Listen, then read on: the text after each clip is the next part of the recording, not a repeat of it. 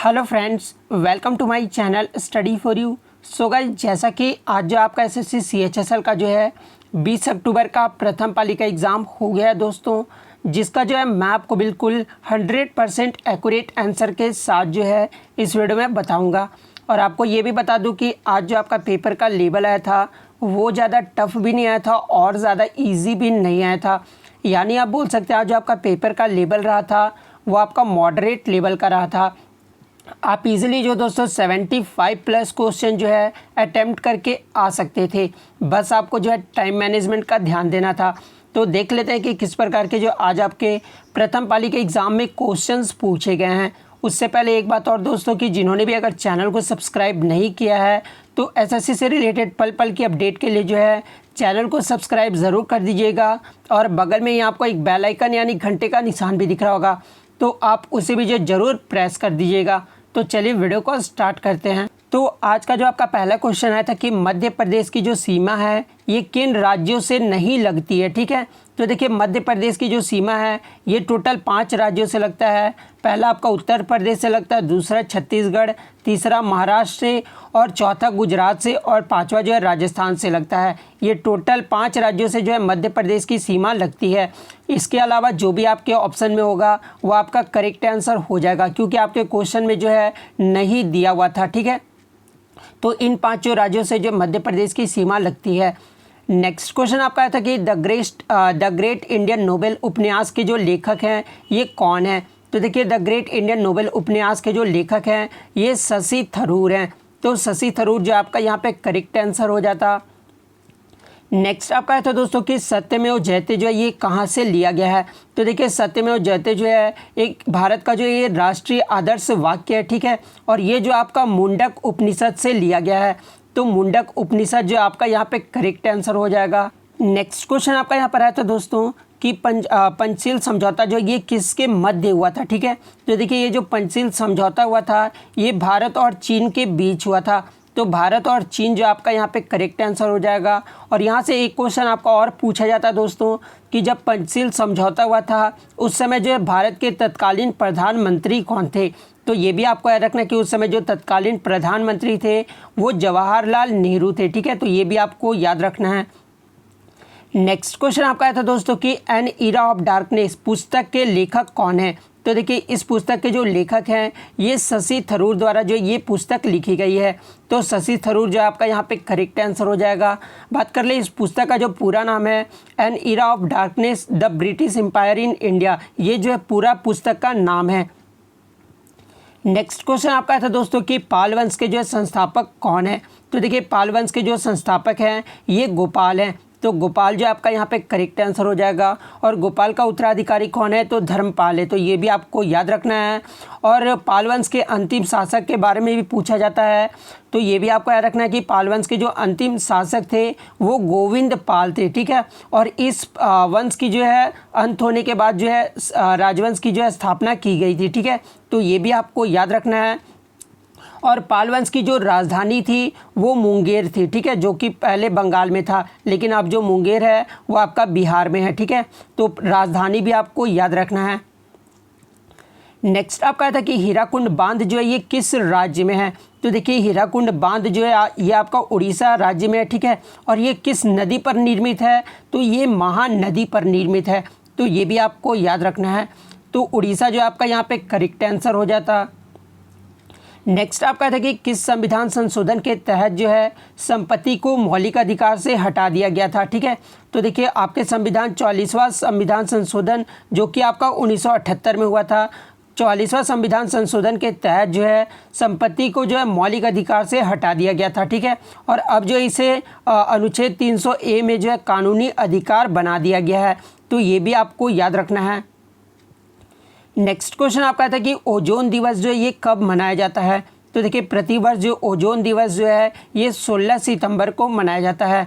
तो 16 सितंबर जो आपका यहाँ पे करेक्ट आंसर हो जाता। नेक्स्ट क्वेश्चन आपका यहाँ पर आया था दोस्तों कि भारत के जो सबसे युवा ग्रैंड मास्टर कौन बने हैं। तो देखिए भारत के जो सबसे युवा ग्रैंड मास्टर बने हैं ये दोमाराजू जुकेश बने। ठीक है, तो दोमाराजू जुकेश जो आपका यहाँ पे करेक्ट आंसर हो जाएगा, जो कि आपका 2019 में बने थे। ठीक है, तो ये भी आपको याद रखना है। नेक्स्ट क्वेश्चन आपका आया था दोस्तों कि मिस वर्ल्ड 2019 कौन है। तो देखिए मिस वर्ल्ड 2019 में जो बनी थी वो टोनी एन सिंह बनी थी।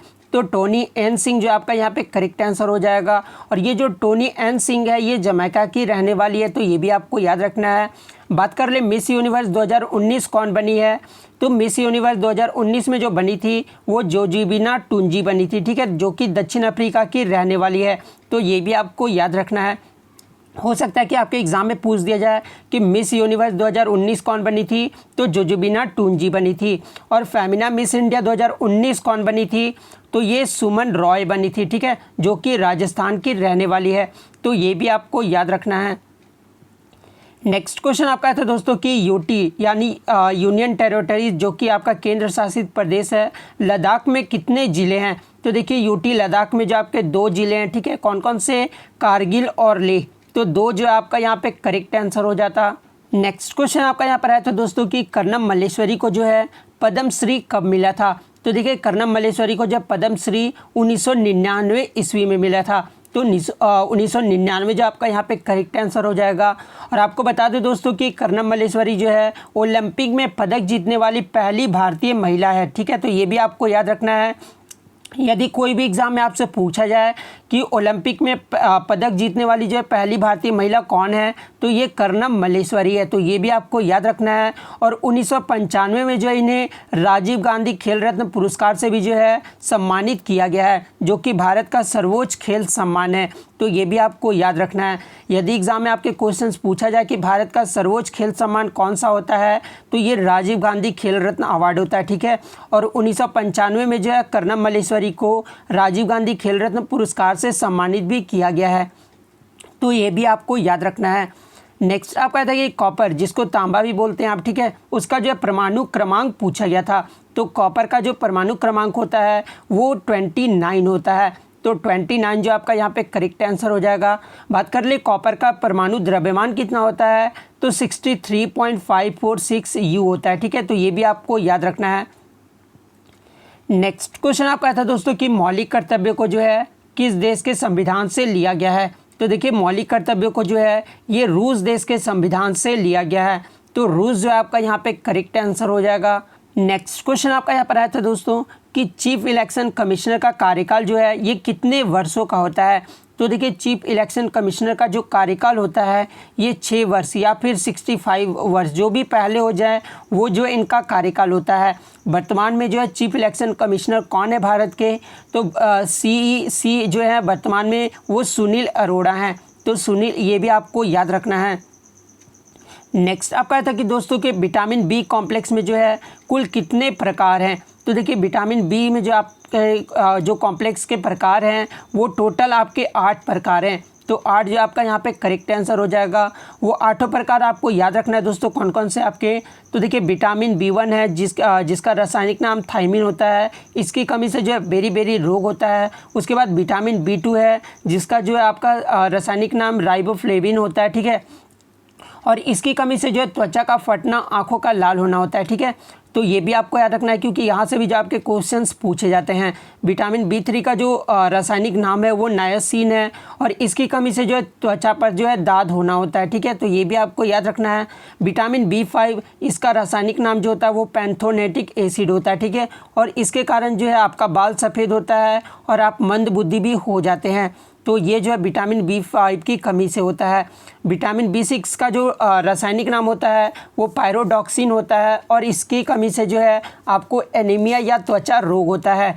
तो ये भी आपको याद रखना है। उसके बाद विटामिन B7 भी आप देख सकते हैं, इसका रासायनिक नाम बायोटीन होता है और इसकी कमी से जो आपका लकवा या फिर शरीर में दर्द होता है या फिर बाल जो झड़ते हैं आपके गिरते हैं वो विटामिन B7 की कमी के कारण होता है, ठीक है। नेक्स्ट विटामिन B9 है। ये टोटल जो है आपके 8 प्रकार के विटामिन बी का जो है कॉम्प्लेक्स है। तो ये 8 जो आप याद रखना है, इसके रासायनिक नाम और इसके कारण जो है कौन सा आपका रोग होता है। तो ये सारे कुछ आप याद रखना। नेक्स्ट आप कहता है कि सुल्तान ऑफ जोहर कप प्रतिवर्ष जो है कहाँ पर आयोजित होता है। तो देखिए सुल्तान ऑफ जोहर कप जो है प्रतिवर्ष ये आपका मलेशिया में आयोजित होता है। तो मलेशिया जो आपका यहाँ पे करेक्ट आंसर हो जाता। और ये जो हॉकी में जो ये आपका खेला जाता है, ठीक है। सुल्तान ऑफ जोहर कप जो है ये हॉकी का गेम है, मतलब हॉकी का कप है, ठीक है। और बात कर ले 2019 में जो इसका चैंपियन रहा था वो ग्रेट ब्रिटेन देश रहा था, और सबसे ज़्यादा बार जो टाइटल जीते हैं वो ग्रेट ब्रिटेन ने ही जीता है। तो ये भी आपको याद रखना है, ये जो है 3 बार इस टाइटल को जीत चुके हैं। नेक्स्ट आप कहते हैं कि दक्षिण पश्चिम रेलवे का जो मुख्यालय कहाँ पर है। तो देखिए दक्षिण पश्चिम रेलवे का जो मुख्यालय है ये आपका हुबली कर्नाटक में है। तो हुबली जो है आपका यहाँ पे करेक्ट आंसर हो जाएगा। तो 25 में से जो है मुझे 20 क्वेश्चंस मिल गए हैं दोस्तों, और इसके अलावा आपको 5 क्वेश्चन याद है। और यदि आप एग्ज़ाम देकर आए हैं तो आप अपने क्वेश्चंस को जो है कमेंट करके ज़रूर बता दीजिएगा। तो अगर वीडियो अच्छी लगी हो तो वीडियो को जो है लाइक करना बिल्कुल भी मत भूलिएगा, और अगर चैनल पर नए हैं तो चैनल को सब्सक्राइब करके जो है बेल आइकन को ज़रूर प्रेस कर दीजिएगा। तो मिलते हैं नेक्स्ट वीडियो में, तब तक thank you, all the best.